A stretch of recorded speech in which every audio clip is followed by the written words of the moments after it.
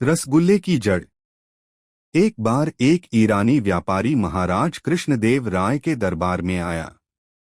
वह महाराज के लिए ढेर सारी भेंट लेकर आया। महाराज खुश हो गए। उन्होंने भी अपनी तरफ से मेहमानवाजी में कोई कसर नहीं छोड़ी।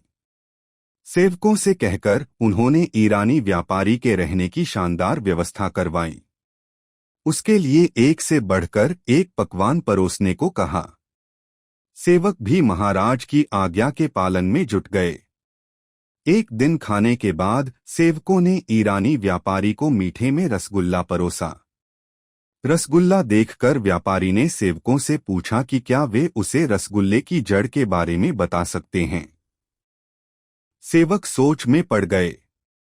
वे रसोइये के पास गए और उससे ईरानी व्यापारी का प्रश्न बताते हुए उत्तर पूछा। रसोइये को तो बस रसगुल्ला बनाना आता है। उसकी जड़ के बारे में उसे कोई जानकारी नहीं थी। वह उस प्रश्न का उत्तर नहीं दे पाया। सेवकों ने कई लोगों से इस प्रश्न का उत्तर पूछा, लेकिन कोई इसका उत्तर नहीं दे पाया। धीरे धीरे महाराज के कानों में यह बात पहुंची कि ईरानी व्यापारी के द्वारा रसगुल्ले की जड़ के बारे में पूछा गया है और महल में कोई भी उसके इस प्रश्न का उत्तर नहीं दे पा रहा है। उन्होंने अपने सबसे चतुर दरबारी तेनालीराम को बुलवाया और उसके सामने यह प्रश्न रख दिया। प्रश्न सुनने के बाद तेनालीराम बोला, महाराज, कल दरबार में आप ईरानी व्यापारी को बुला लीजिए। मैं सबसे सामने इस प्रश्न का उत्तर दूंगा। अगले दिन सारा दरबार खचाखच भरा हुआ था। ईरानी व्यापारी भी दरबार में उपस्थित था। तेनालीराम जब दरबार में आया तो अपने हाथ में एक कटोरा लिए हुए था जो मलमल के कपड़े से ढका हुआ था। महाराज ने पूछा, तेनालीराम, क्या तुम रसगुल्ले की जड़ के बारे में पता कर आए? जी महाराज, मैं इस कटोरे में रसगुल्ले की जड़ लेकर आया हूँ, कहते हुए तेनालीराम ने कटोरे के ऊपर से मलमल का कपड़ा हटा दिया। कटोरे में गन्ने के कुछ टुकड़े पड़े हुए थे, जिसे देख महाराज सहित सारे दरबारी चकित रह गए। तेनालीराम ईरानी व्यापारी के पास जाकर उसे कटोरा देकर बोला, महाशय, ये है रसगुल्ले की जड़। महाराज की समझ से अब भी सब बाहर था। उन्होंने तेनालीराम से पूछा, तेनालीराम, ये सब क्या है? तेनालीराम बोला, महाराज, मिठाई शक्कर की बनती है। शक्कर को बनाया जाता है गन्ने से, इस तरह हुआ न गन्ना रसगुल्ले की जड़। यह उत्तर सुनकर महाराज ने हंसते हुए ईरानी व्यापारी की ओर देखा। वह भी तेनालीराम के उत्तर से संतुष्ट हो चुका था। कर्ज का बोझ। उन दिनों तेनालीराम की आर्थिक स्थिति ठीक नहीं चल रही थी। विवश होकर उसे महाराज कृष्णदेव राय से कर्ज लेना पड़ा। कर्ज लेते समय उसने महाराज को वचन दिया कि वह शीघ्रताशीघ्र कर्ज चुका देगा। दिन गुजरते गए।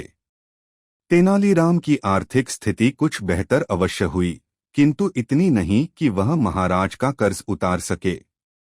वह कर्ज को लेकर परेशान रहने लगा। उस परेशानी के दो हल थे। एक कि वह किसी तरह महाराज का कर्ज उतार दे दो, किसी तरह उसे कर्ज से मुक्ति मिल जाए।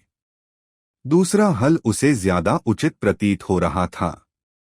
लेकिन वह महाराज से कहे तो कहे कैसे कि वे उसका कर्ज माफ कर दें। बहुत सोच विचार कर उसने एक योजना बनाई और इस योजना में अपनी पत्नी को भी शामिल कर लिया। फिर एक दिन उसने अपनी पत्नी के माध्यम से महाराज को संदेश भिजवाया कि उसका स्वास्थ्य ठीक नहीं है, इसलिए वह कुछ दिन दरबार में उपस्थित नहीं हो पाएगा। संदेश भिजवाने के बाद उसने दरबार जाना बंद कर दिया। कई दिन बीत गए।